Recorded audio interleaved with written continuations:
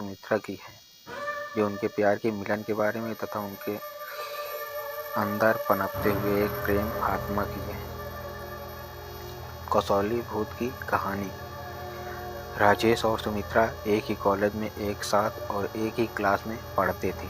राजेश अपने पिता की तरह एक राजनीति में बेहद रुचि रखता था और कॉलेज में छात्र में सबसे प्रबल नाम था। उसके पिता देश के केंद्र सरकार के मंत्रिमंडल में उच्च स्थान रखते थे।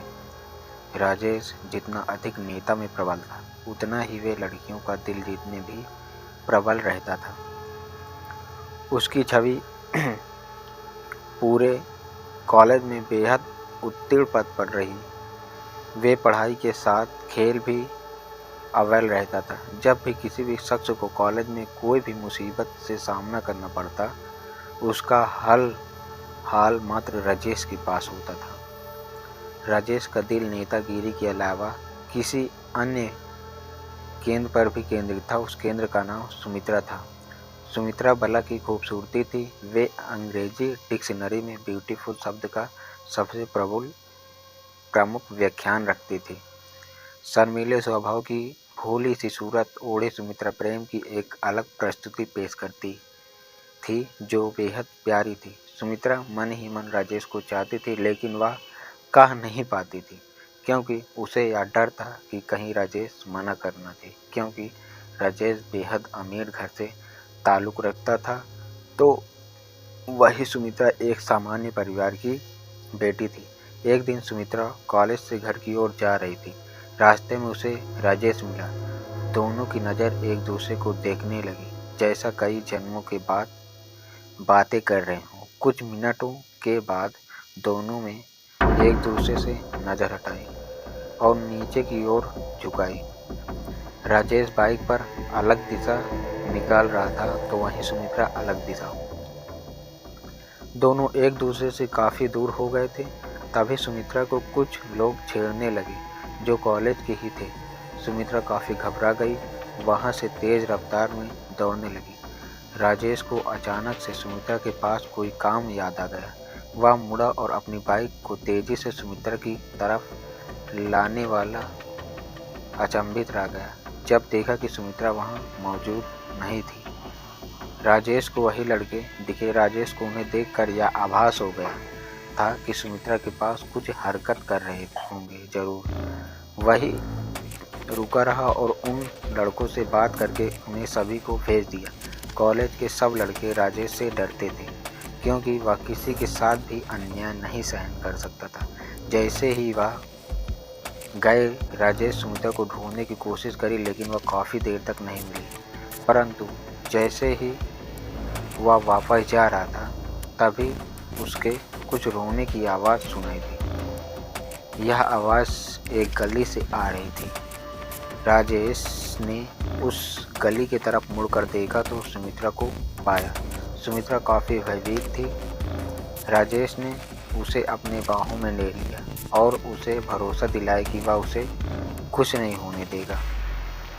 समय बीतने लगा और दोनों के प्रेम को अब नए रिश्ते की डोर में बांधने की बात होने लगी।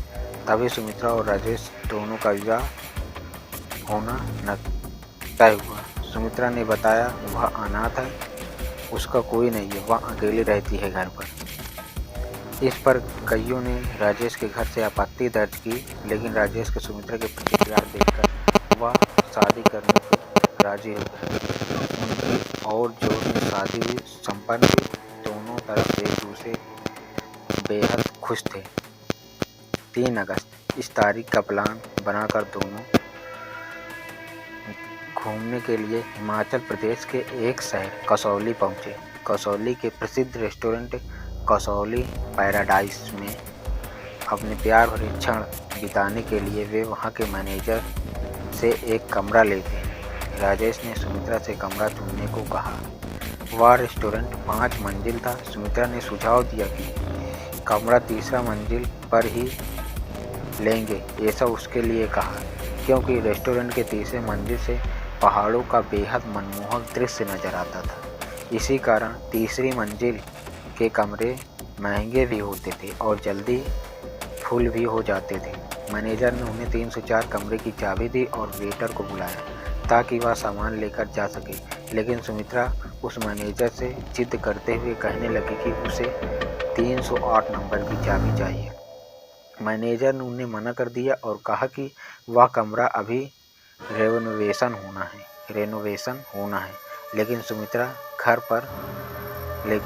बार बार वही कमरा खुलवाने के लिए बोलती। यही राजेश भी सुमित्रा के प्यार में उसकी जिद को पूरी करने के लिए मैनेजर से गुहार लगाई।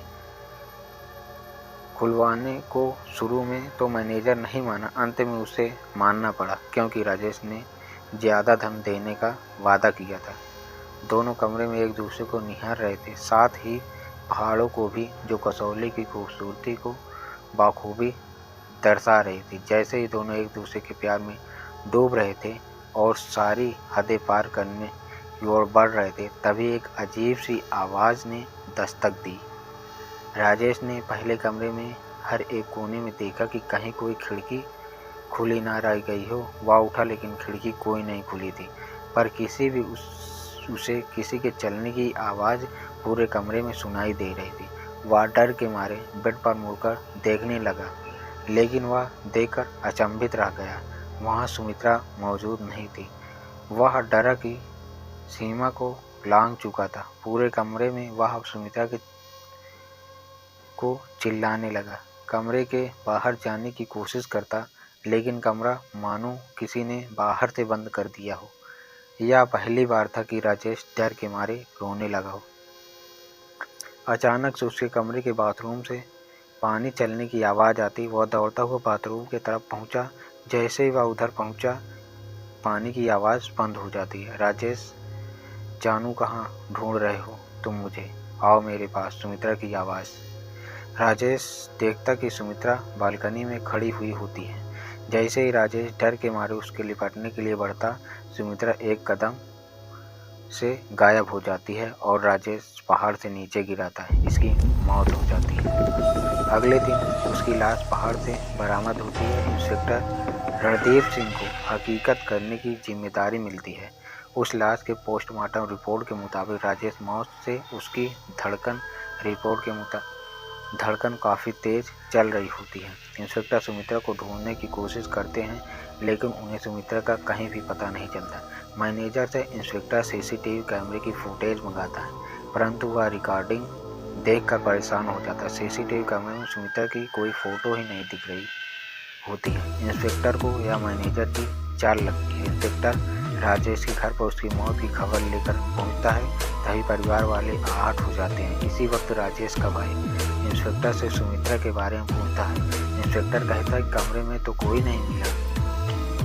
सब घर वाले कहते हैं राजेश और सुमित्रा का हाल ही में विवाह हुआ था। इंस्पेक्टर ने उन्हें सुमित्रा के परिजनों को फ़ोन करने को कहा। इंस्पेक्टर को फिर पता चला कि सुमित्रा का तो कोई ही नहीं।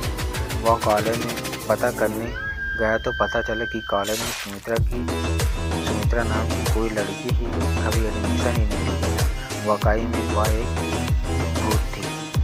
अतः उम्मीद करते हैं यह कहानी आपको पसंद आई होगी। इसी अन्य कहानी के लिए जुड़ने के लिए हमारे चैनल को सब्सक्राइब करें, like, subscribe and share. Thanks for watching this video.